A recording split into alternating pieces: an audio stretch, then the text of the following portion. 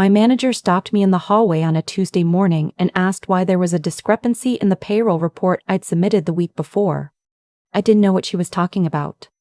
She showed me her screen. My direct deposit for the previous month, the one that should have reflected my merit raise, had gone through at my old rate. The difference was $340. Not a huge amount, but enough to notice. I told her I'd look into it. My husband handled our finances. He always had. He said it made more sense that way because he had a background in accounting. And I was, as he liked to put it, more of a big picture person. I never argued with that. I believed him. That was the first mistake I can point to now. There were others before it, but that's the one I keep coming back to.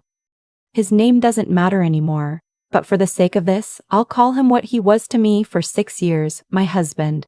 We met in grad school, got married when I was 27, and by 30 I was a senior financial analyst at a mid-size consulting firm in Charlotte. I loved my job. I was good at it. I had worked for that raise for 8 months. My husband worked in the same building, different company, different floor. He was in internal audit for a firm that shared office space with mine. When we got hired in the same building 2 years into our marriage, people thought it was romantic. We'd commute together, have lunch sometimes. I thought it was nice. I didn't see what it would eventually mean. I went home that evening and asked him about the raise. Casually. I wasn't suspicious yet. I thought it was a payroll error, the kind of thing that happens. He was making dinner when I brought it up. He didn't turn around right away. When he did, his expression was patient, almost rehearsed. He said HR had probably just processed it late. He said these things took a billing cycle to catch up. He said I shouldn't stress about it because he had already checked our accounts and everything looked fine. I asked him to show me. He said he would after dinner. After dinner he got a phone call. Then he was tired. Then it was the next morning, and we were already running late, and somehow I forgot to press him on it again. That happened more than once over the next few weeks. I'd remember and bring it up, and there would always be something. A distraction. A reason to look later. A gentle deflection that felt reasonable in the moment, and only felt like a pattern when I looked back on it. I want to be honest about something. I was not an oblivious person. I had a master's degree. I ran financial models for a living. But there is a particular kind of blindness that comes from loving someone and trusting them completely. And it is not stupidity. It is just what trust looks like before it gets used against you. About 2 months after my manager first flagged the discrepancy, she called me into her office again. This time she had more than one discrepancy. She had 6. She laid out a spreadsheet on her desk and walked me through it. Over the previous 14 months, my paychecks had been deposited into an account that was technically in my name, but that I had never opened and did not recognize. From there, the difference between what I was owed and what I actually received had been quietly rerouted. In total, the amount came to just over $11,000. I sat very still in that chair. I remember the sound of the air conditioning. I remember thinking that there had to be an explanation. That I was missing context. That my husband, who handled our finances because he was the expert, would have a reason for this that I had not thought of. My manager was watching me carefully. She asked if I was okay. I said yes. She asked if I wanted to involve HR. I said I needed a day. I drove home that afternoon on autopilot. I called my best friend from the parking garage. She had been my closest friend since college. She was the kind of person who listened without interrupting and then asked exactly the right question. She asked me one thing. Had I ever actually seen our joint bank account statements myself, with my own eyes, without him summarizing them for me? I had not. That night I waited until my husband was asleep. I opened the laptop we kept on the kitchen counter. He had always managed the banking portal. But I knew the institution, and I had my social security number, and I had never actually been removed from the accounts. I had just stopped logging in because he said he had it covered. I reset the password. I got in. What I found there did not compute at first. Not because it was confusing, but because it was so deliberate. There were 4 accounts linked to my name. I had known about 2 of them. The other 2 I had not. One of them had a routing pattern I didn't recognize. The other one had a debit card attached to it, and the transactions on that debit card, restaurants, a hotel stay in Asheville, a jewelry store in South Park, did not match any weekend I remembered. I took screenshots of everything. I sent them to my best friend. Then I sat at that kitchen counter for a long time and I did not cry. I just kept thinking about the raise, about the 8 months I had worked for it, about how he had told me not to stress. The next morning I did not say anything to my husband. I smiled at breakfast. I said I had an early meeting. I left the house 20 minutes before him, drove to a coffee shop 3 miles away and called an employment attorney.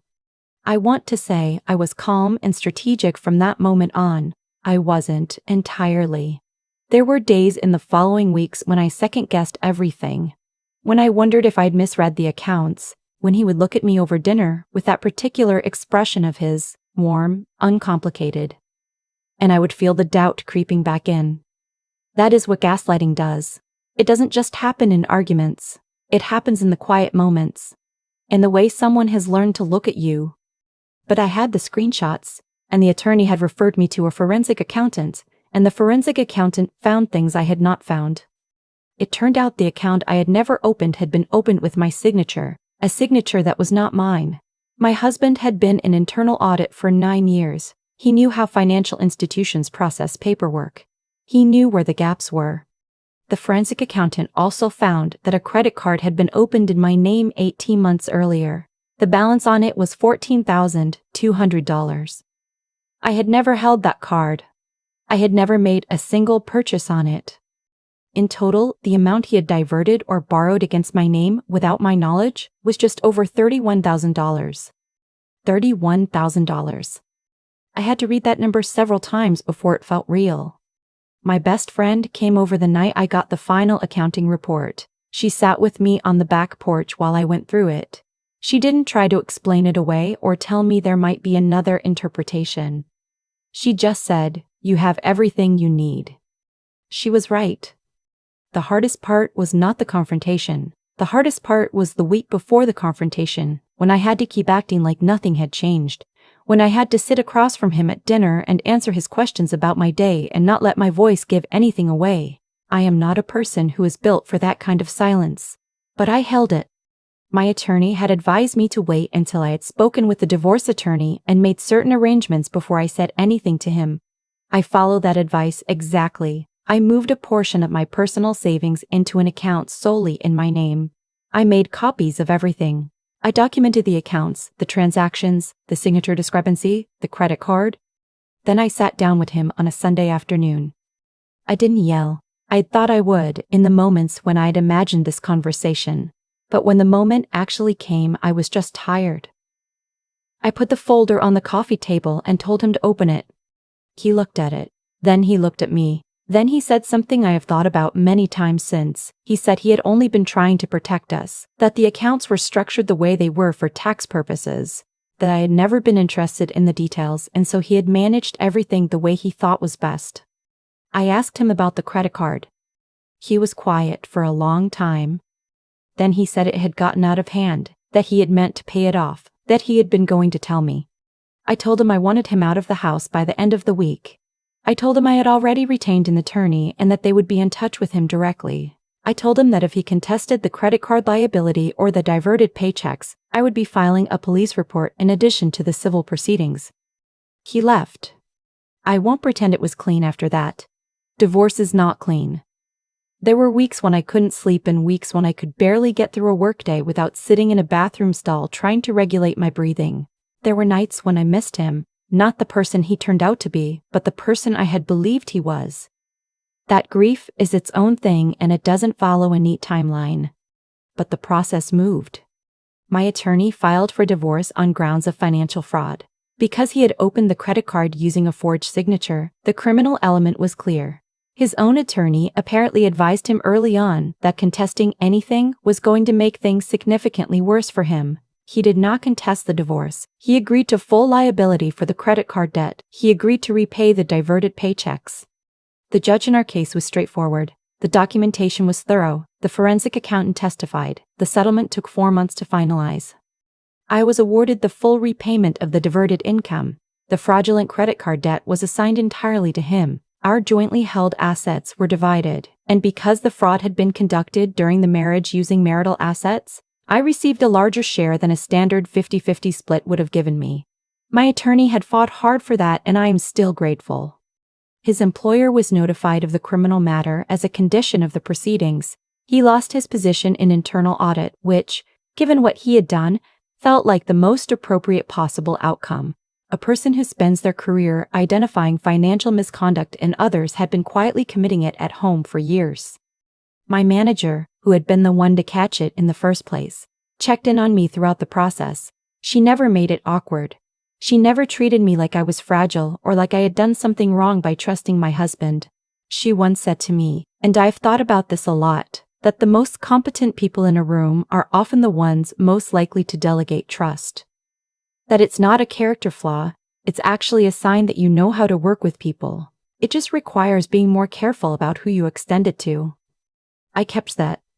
I also, at my best friend's gentle but persistent suggestion, started seeing a therapist about 4 months into the process. I had resisted it initially. I told myself I was handling things. I was functioning. I was getting through each week. She pointed out kindly that functioning is not the same as processing. She was right about that too. Therapy helped me understand the architecture of what had happened. Not just the financial part, but the way that years of having my opinions quietly overridden, on money, on plans, on what I was and wasn't capable of managing, had slowly rearranged my sense of what I was entitled to know about my own life.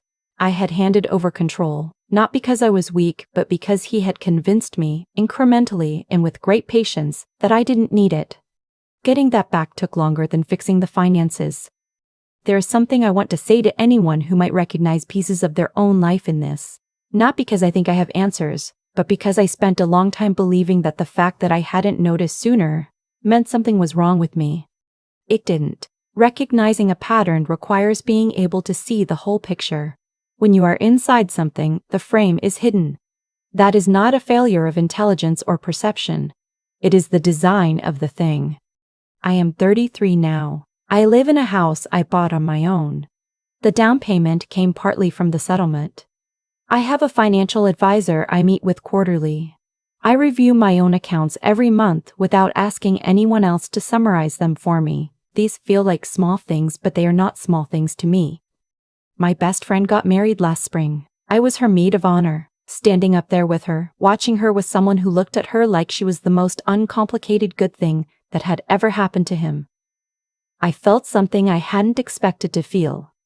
Not sadness, not envy, just a very quiet, very solid kind of hope. I don't know what comes next for me, but I know what I know now that I didn't know before.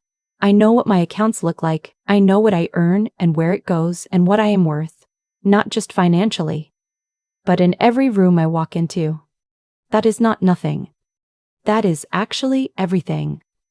I keep thinking about the moment my manager turned her screen toward me. She wasn't accusing me of anything. She was genuinely puzzled.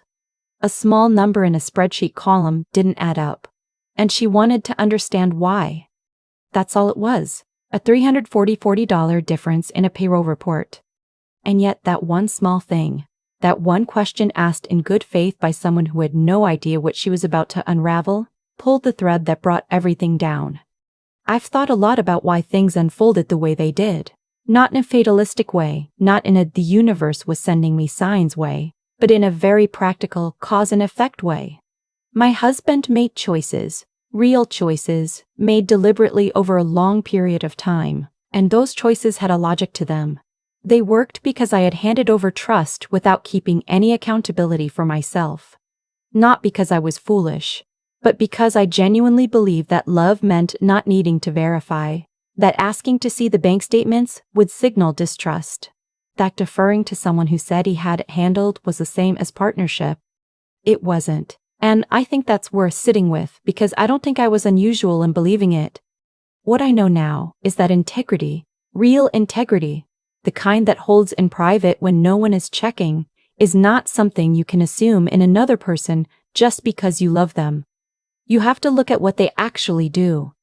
My husband was meticulous, patient, and careful. He used his professional knowledge to create structures that were invisible to me. He counted on the fact that I trusted him more than I trusted my own access to information. And for 6 years, that calculation was correct. What ended it was not a dramatic confrontation. It was not me finally standing up in some cinematic moment of self-discovery. It was a spreadsheet. It was my manager doing her job. It was a number that didn't match. But what happened after that? That part was mine. I made the choice to look. I reset the password. I opened the accounts. I called the attorney the next morning before he was even awake. I held the knowledge for weeks without showing it, because I understood that acting too early would cost me leverage I had worked years to earn without knowing it. That took something. It wasn't bravery in the way people romanticize bravery. It was just deciding, clearly and without flinching, that I was not going to let the discomfort of knowing be worse than the cost of not acting. My best friend asked me once, near the end of the divorce process, how I had stayed so focused through all of it. I told her honestly, I just kept reminding myself what the alternative was. The alternative was going back, and I could not go back to not knowing what was in my own accounts. I could not go back to being summarized. There's something that happens when you stop outsourcing your own life. Not just the financial parts, all of it. When you start trusting your own read of a situation, when you stop shrinking a concern because someone patient and warm has looked at you and said you're overthinking it. That process of reclaiming your own judgment is slow, and it is not linear, and some days it feels like rebuilding a muscle you didn't know had atrophied. But it comes back. I am 33. I own a house. I have a financial advisor, and I read the statements myself every single month. I know what I earn, where it goes, and what I am worth. That is not a small thing. That is the whole thing.